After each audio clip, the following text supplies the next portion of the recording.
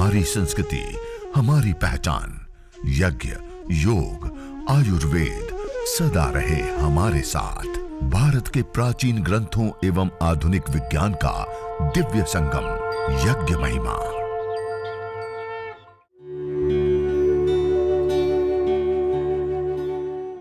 भारतीय संस्कृति में यज्ञ, योग एवं आयुर्वेद जैसी अमूल्य विद्याएं हैं, जिसका मूल है वेद। इतिहास की ओर दृष्टि डालें तो भगवान राम, भगवान कृष्ण से लेकर राजा महाराजाओं, ग्रामवासियों व अरण्यवासी ऋषियों की कुटियों तक नित्य व नैमित्तिक यज्ञों का प्रचलन देखने को मिलता है।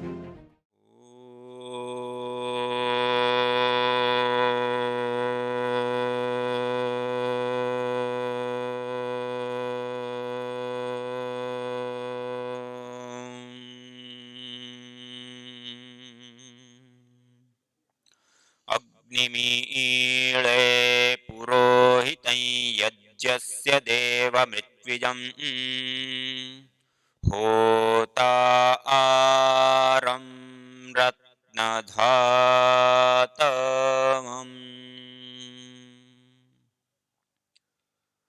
आज आप सभी लोगों के बीच में आने का और यज्ञ करने का आज अवसर मिल रहा है। और आज हम सब लोगों के बीच में हमारे आदरणीय और संपूर्ण गुजरात में योग की जिन्होंने अलग जगह रखी है, हमारे आदरणीय भ्राता शिषपाल जी, उनका हम जोरदार तालियों के साथ एक बार स्वागत करते हैं। और ऐसे ही हमारी पतंजलि योगपीठ से जो विभिन्न संगठन चल रहे हैं, पांचों संगठन, तो मुखिया तो हमारे भ्राता जी है ही, लेकिन उसके साथ साथ हमारी आदरणीय बहन तनुजा जी, आदरणीय बहन सोनिका जी और आदरणीय बहन नेहा बहन जी, जो संपूर्ण राज्य में इस कार्य को विशेष रूप से आगे बढ़ा रहे हैं और अपनी सहभागिता, अपनी भूमिका, अपना योगदान दे रहे हैं कि परम पूज्य श्रद्धेय स्वामी जी महाराज, परम पूज्य श्रद्धेय आचार्य श्री महाराज का जो भी दिव्य संकल्प, भागवत संकल्प है, और जन जन तक, घर घर तक हम देवीय विधाओं और विद्याओं को पहुंचा करके आरोग्य लाभ से लेकर के एक स्वस्थ और सुंदर जीवन को हम कैसे जी पाए, उन विद्याओं को जन जन तक, घर घर तक पहुंचाने के लिए अहरनिश गुजरात राज्य में इन कार्यों को आगे पहुंचाने के लिए सब कार्यरत हैं और निरंतर अपनी सेवाएं दे रहे हैं। एक बार जोरदार करो ध्वनि से उन सब का हम स्वागत करते हैं और उनको प्रणाम करते हैं। और विशेष रूप से आज हम लोग जिस प्रांगण में बैठे हैं, प्रसाद ग्रहण करेंगे, यज्ञ करेंगे, और ये सारे आयोजन के पीछे हमारे आदरणीय भाई परेश भाई जी और रोटरी क्लब के हमारे पलक साह भाई जी और हसमुख भाई पटेल जी, हमारे आदरणीय भ्राता उमया माता मंदिर की ओर से, और योगेश भाई जी, और हमारे यहाँ पर सारा यज्ञ की सेवा के कार्य को आगे बढ़ाने के लिए संकल्पित हमारी आदरणीय माता गीता बहन जी, इन सब का भी हम स्वागत करते हैं, उनको भी धन्यवाद और कृतज्ञता प्रकट करते हैं।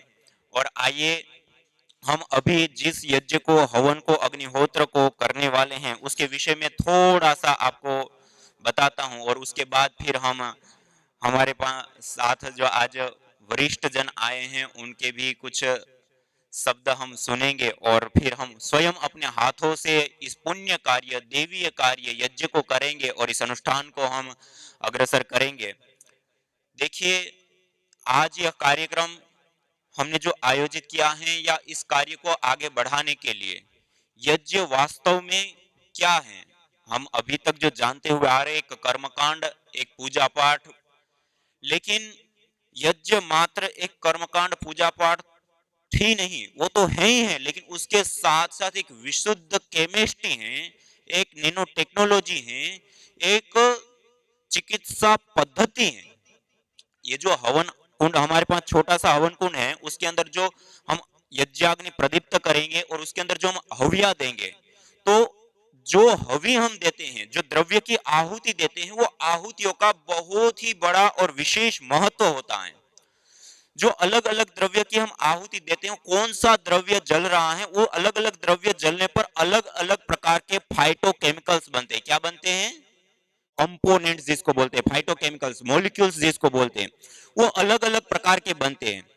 आप सब जानते हैं, जब जो डॉक्टर होंगे वो विशेष रूप से, या मेडिकल साइंस में को जो जानते हैं, जब हम बीमार हो जाते हैं, रोगी हो जाते हैं, और रुग्ण होने के बाद जब हम डॉक्टर के पास जाते हैं तो डॉक्टर हमें दवाई लिख करके देता है अलग अलग रोगों के लिए। वो जो दवाई लिख करके देता है, उस दवाई में जैसे हमारे शरीर में सूजन है, दर्द है, तो क्या देता है? एंटी एफ्लेमेटरी दवाइयां देते हैं। इसी प्रकार कैंसर आदि है तो एंटी कैंसरस दवाइयां देते हैं। कहीं इन्फेक्शन आदि हो गया तो एंटी माइक्रोबाइल दवाइयां देते हैं, नहीं देते हैं?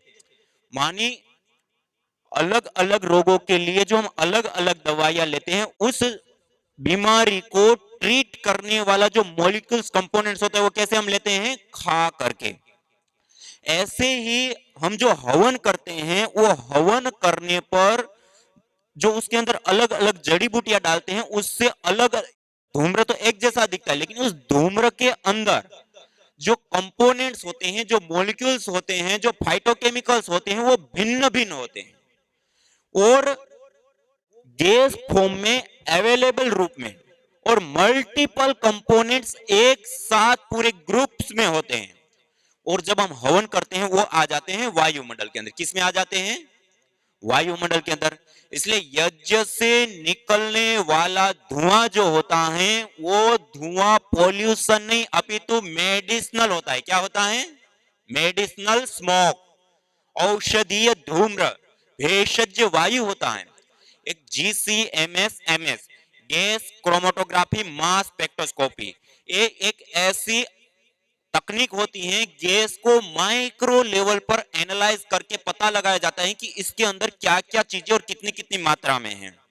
आपको जानकर के आश्चर्य होगा, जो हम अभी हवन करेंगे, वो हवन में जो जड़ी बूटियां डालते हैं और जो धूम्र उत्पन्न होता है, उस धूम्र को जब हमने एनालाइज किया, तो एक एक सामग्री के अंदर से कई कई सारे अलग अलग मल्टीपल कंपोनेंट्स परमिसिबल लिमिट के अंदर एक साथ गैस फॉर्म में हमें प्राप्त होते हैं। मानी यह यज्ञ से निकलने वाला धूम्र मेडिसिनल स्मोक होता है, मेडिसिन होता है। और देखिए, हम जब दवाई लेते हैं, तो दवाई लेते हैं तो हम खाते हैं, हमारी पाचन शक्ति कितनी क्रियाशील है उसके आधार पे वो हमारे अंदर जाती है और हमारे शरीर में कार्य करती है और हमें आरोग्य मिलता है। लेकिन आज मॉडर्न मेडिकल साइंस भी ये बात मानता है कि जो दवाई लेने के अलग अलग पद्धति और प्रक्रियाएं होती हैं, उसमें सबसे तेजी से और कारगर रूप से दवाई देने का कोई तरीका होता है, तो वो है सूंघ करके देने का। कौन सा?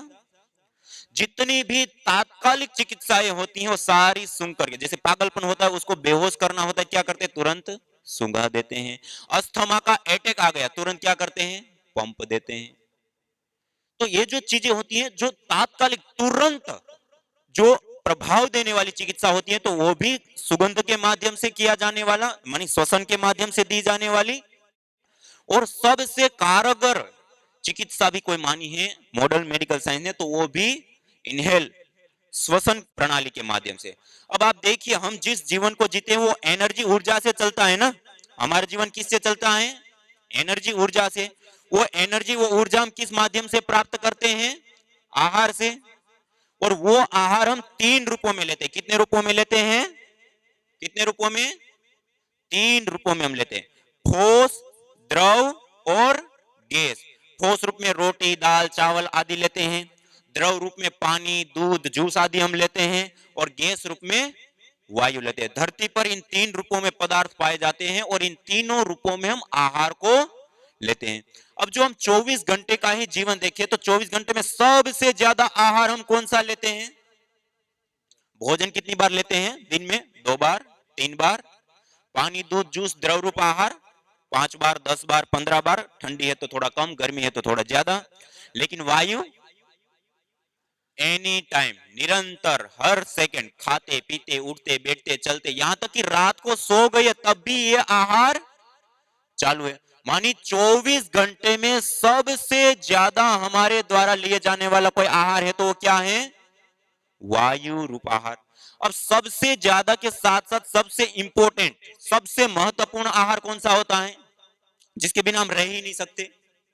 हम भोजन छोड़ दे, रोटी दाल चावल ठोस रूप आहार हम छोड़ दे, तब भी 2 से 3 महीने जीवित रह सकते हैं। हम पानी दूध जूस आदि द्रव रूप आहार छोड़ दे, तब भी 2 से 3 सप्ताह जीवित रह सकते हैं। लेकिन वायु छोड़ दे तो 2 से 3 मिनट भी जिंदा नहीं रह सकते। मानी सबसे ज्यादा होने के साथ साथ सबसे इंपॉर्टेंट और महत्वपूर्ण आहार भी कोई है तो क्या है? वायु रूप आहार। उसके बिना हम 2 से 3 मिनट भी जिंदा नहीं रह सकते। और उस वायु का शोधन करना, उस वायु को मेडिकेटेड बनाना, उस वायु को सुगंधित करना, उस वायु के अंदर मेडिसिनल कंपोनेंट्स को ऐड करना या उसके अंदर जीवनीय शक्ति का संचार करने की कोई विधा और विद्या है तो वो है यज्ञ, वो है हवन, वह है अग्निहोत्र। और देखिए, हम 24 घंटा ये आहार लेते हैं ना, वायु रूप आहार। हम जब बीमार हो जाते हैं, कोई वटी लेते हैं, दवाई लेते हैं, तो हमारी एक सीमा होती है, उसका एक डोज होता है, उस सीमा से अतिरिक्त हम नहीं ले सकते। और लेंगे तब भी हमारी बॉडी उसको एक्सेप्ट नहीं कर पाएगी।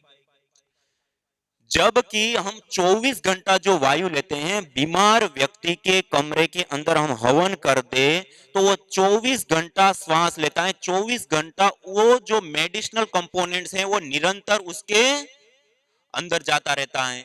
और निरंतर अंदर जाने से श्वसन के माध्यम से ब्लड तक, ब्लड के माध्यम से पूरे शरीर में वो मॉलिक्यूल्स कंपोनेंट पहुंच जाते हैं और वो हमारा ट्रीटमेंट कर देते हैं। और इसके माध्यम से वो रोग भी ठीक हो जाते हैं जो हमने कभी कल्पना भी नहीं की हो। और अथर्ववेद में विशेष रूप से बताया, यदि क्षितायुर यदि वा परेतो यदि मृत्युरंतिकम नित एव तमाहरामि अस्पार्शमेनम सत सारदाय आदि कहते हुए बताया कि यदि किसी की आयु क्षीण हो चुकी है, धातु ये क्षीण हो चुकी है, उनके प्राण क्षीण हो चुके हैं, अब वो अंतिम श्वासों को गिन रहा हो, अब उनकी जीने की कोई आशा अपेक्षा नहीं है, तमारामी उसको भी मैं यज्ञ के माध्यम से बाहर लाता हूं और सत सारदाय 100 वर्ष की उसको शक्ति के साथ आयु प्रदान करता हूं। अथर्ववेद में कहा और आयुर्वेद में भी कहा, आयुर्वेदेषु यत् प्रोक्तम यस्य रोगस्य भेषजम तस्य रोगस्य शांत्यर्थम तेन तेनेव होमयेत्।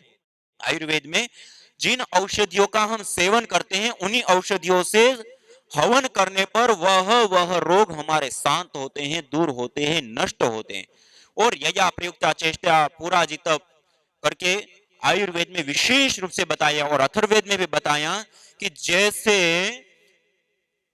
दुसाध्य असाध्य कोटि के रोग होते हैं, उससे मुक्ति पाने के लिए जैसे पूर्व काल में वेद विहित यज्ञों का अनुष्ठान किया जाता है, आरोग्यार्थी प्रयोजयेत, आरोग्य चाहने वाला व्यक्ति उन्हीं वेदोक्त यज्ञों का अनुष्ठान करे। मानी यज्ञ एक पूजा पाठ, देवी शक्तियों का पूजन, ईश्वर की आराधना, ये सारी चीज होने के साथ साथ यज्ञ एक विशुद्ध चिकित्सा पद्धति शास्त्रों में भी बताया है। उसी आधार पे हमने कुछ रिसर्च किया, अनुसंधान किया। उस रिसर्चों में, उन अनुसंधानों में भी उन जड़ी बूटियों को, अलग अलग जड़ी बूटियां बताई ना, वो अलग अलग जड़ी बूटियों को जलाने पर अलग अलग धूम्र उठते हैं। उसको एनालाइज करके, रिसर्च करके देखा गया तो उसके अंदर वास्तव में जो हम दवाई लेते हैं और अलग अलग कंपोनेंट्स, मॉलिक्यूल्स होते हैं, वो इस धूम्र के अंदर मौजूद होते हैं, अवेलेबल फॉर्म में, गैस रूप में। और ये जो आप सामग्री देख रहे हैं, ये जो अलग अलग डिब्बे आप देख रहे हैं, ये रोगानुसार हवन सामग्रियां हैं। और ये वो पूरी दुनिया में ये पहली बार ये काम हुआ है कि रोगानुसार हवन सामग्री बनने का। और दूसरा, जिस प्रकार हम दवाई लेते हैं, ऐसे पूरा का पूरा साइंटिफिक एविडेंस के साथ कि इस सामग्री से हवन करने पर ये मॉलिक्यूल्स, कंपोनेंट्स गैस फॉर्म में मिलेगा और उसको लेने पर ये रोग ठीक होता है। और इससे अतिरिक्त एक सबसे बड़ी और महत्वपूर्ण मैं बात बताना, देखिए ये आरोग्य लाभ, स्वास्थ्य लाभ, ये तो होता ही होता है, लेकिन उसके साथ साथ आज हम जिस जीवन शैली को जी रहे हैं, इस जीवन शैली में कई सारी वैश्विक समस्याओं से हम जूझ रहे हैं। एक पूरी दुनिया की सबसे बड़ी समस्या है माइक्रोबायोलॉजिकल प्रदूषण। क्या है? बैक्टीरिया, वायरस और फंगस जनित बीमारियां, जिसको हम कहते हैं कम्युनिकेबल डिजीज। ये जो बीमारियां होती है, आज WHO के आंकड़ों को देखें तो पूरी दुनिया में प्रति वर्ष 2.25 करोड़ लोग मर जाते हैं। कितने कितने 2.25 करोड़ लोग, केवल मात्र माइक्रोबायोलॉजिकल प्रदूषण के कारण। और आज आप सब लोग जानते हैं कोरोना वायरस ने आज कितना तहलका मचा रखा है और कितने लोगों को डरा रखा है, भया, और अर्थव्यवस्थाओं से लेकर के कितनी बड़ी मात्रा में हानि हुई। और ऐसे ना जाने कितने अलग अलग जीव होते हैं उसके कारण बीमारियां, और बीमारियों के कारण होने वाला मेडिकल खर्च देखे तो हजारों करोड़ में, और उसके बावजूद 2.25 करोड़ लोगों की जानें जा रही है। और आपको जानकर के आश्चर्य होगा, उस 2.25 करोड़ लोगों की जो मौत हो रही है उसके पीछे जो कारणभूत बैक्टीरिया, फंगस आदि होते हैं, उसको हमने लिया, और जो हवन आज हम कर रहे हैं उस हवन को करने के बाद जो धूम्र उठता है, वो हवन का धूम्र उनको दिया। पहले तो एनालाइज करके दिया कि इस धूम्र के अंदर क्या होता है, तो उसके अंदर भी वो माइक्रोबायल एक्टिविटी देने वाले कंपोनेंट्स बड़ी भारी मात्रा में उसमें पाए गए। उसके बाद उसका विशेष रूप से उसको धूम्र लेकर के वो बैक्टीरिया, वायरस, फंगस आदि को लिया और उसको स्मोक दिया। और उसको जब वो धूम्र दिया तो आपको जानकर के आश्चर्य होगा, केवल एक बार मात्र के यज्ञ से 65% से लेकर के 96% माइक्रोबायोलॉजिकल प्रदूषण खत्म हो जाता है, एक बार मात्र यज्ञ से। पानी इतना छोटा सा यज्ञ यदि हम लोगों के घर तक पहुंचा दें तो 2.25 करोड़ लोगों की जान हम बचा सकते हैं। कितने लोगों की? और हजारों करोड़ रुपया जो उसके कारण खर्च हो रहे हैं, उन खर्चों को हम बचा सकते हैं।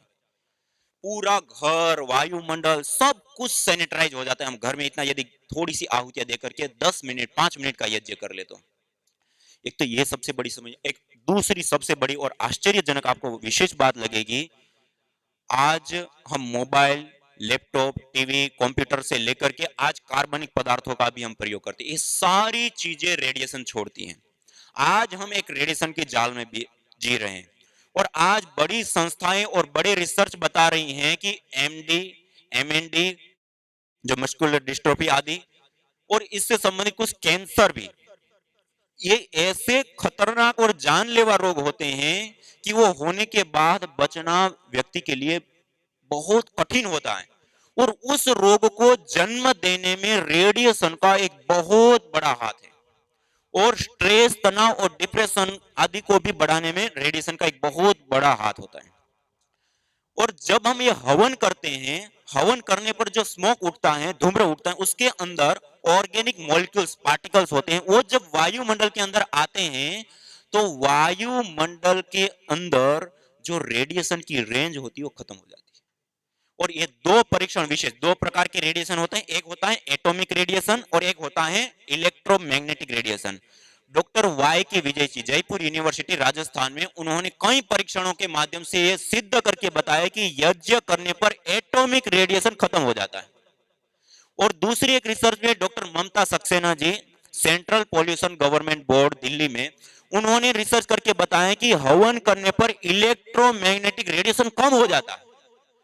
कहने का अभिप्राय है कि आज वर्तमान में जिस रेडिएशन की समस्या से पूरा विश्व जूझ रहा है, उसका भी समाधान इस यज्ञ, हवन, अग्निहोत्र को करने से हमें मिलता है। तो ये दूसरा और महत्वपूर्ण लाभ होता है। और एक तीसरा और विशेष, देखिए, हम जिस वायुमंडल के अंदर रहते हैं ना, उसमें दो प्रकार के पार्टिकल पाए जाते हैं। एक होते हैं धन आवेशित कण और एक होते हैं ऋण आवेशित कण, केटायन और ऋणायन, ऐसे करके ये दो प्रकार के पार्टिकल होते हैं। और जहां पर शहरीकरण है, औद्योगिकीकरण है, भीड़ भाड़ वाले इलाके होते हैं, उस वायुमंडल के अंदर धन आवेशित कणों की बाहुल्यता हो जाती है। उसमें रहने से हमारे शरीर के अंदर ब्लड सीरोटोनिन की मात्रा बढ़ जाती है। और ब्लड सीरोटोनिन की मात्रा बढ़ने के कारण हमारी बॉडी एसिडिक होती है, और जिसके कारण से अनेक प्रकार के रोग हो जाते हैं। दूसरे होते हैं ऋण आवेशित कण, अर्थात वो कण जो हम जिस वायुमंडल के अंदर हम रहते हैं तो ब्लड सीरोटोनिन की मात्रा कम होती है, जिसके परिणाम स्वरूप हमारी बॉडी पूरी अल्कलाइन हो जाती है। और अल्कलाइन बॉडी होने पर उसमें कोई रोग होता ही नहीं है।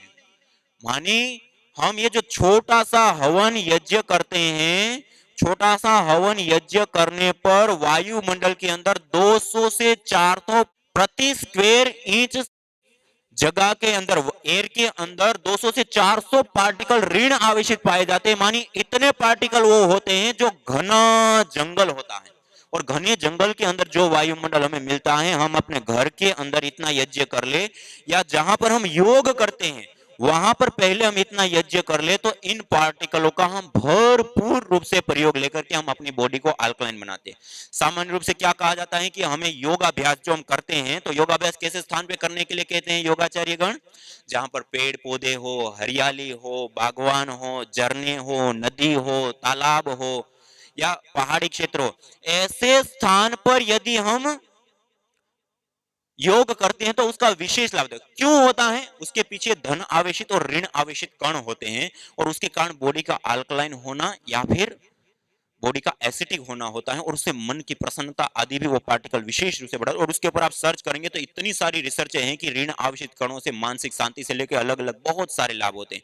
तो हम इतना छोटा सा यज्ञ करते हैं, तो जंगल जैसा वायुमंडल हम अपने घर के अंदर बना सकते हैं, अपनी चिकित्सा कर सकते हैं, और एक सबसे बड़ी बात है कि हम वायु प्रदूषण से बच सकते हैं।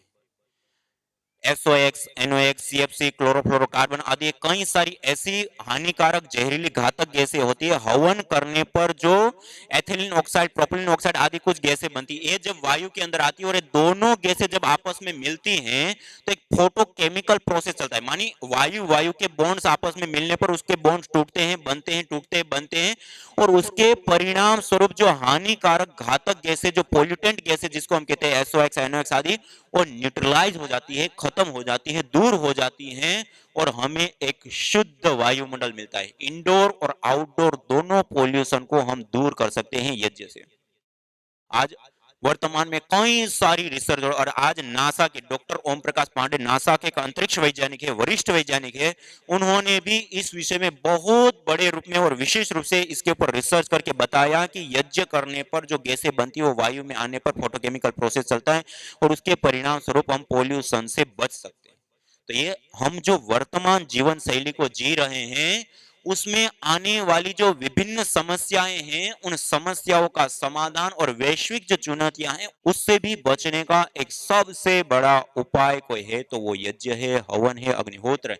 इससे पुण्य भी प्राप्त होते हैं, सुसंस्कार भी आते हैं, वायु आदि शुद्ध भी होते हैं, बैक्टीरिया, वायरस, फंगस, रेडिएशन से लेकर के जो अशुभ है उनसे मुक्ति, और शुभ से हमारा जीवन युक्त होता है। और ये यज्ञ हमारे घर में एक छोटा सा आ जाता है तो एक इतनी बड़ी यह विद्या है कि इससे हम स्वयं का तो लाभ होता है, हम करते तो हमारे घर में कोई सो भी रहा है बच्चा या कोई, वो भी तो श्वास सोते हुए भी ले रहा है, उनका भी हित और लाभ होता है, हमारे पड़ोसी का भी हित और लाभ होता है। आप उठ करके कई लोगों का हित हम कर देते हैं, ऐसा यह उत्तम और श्रेष्ठतम काम है।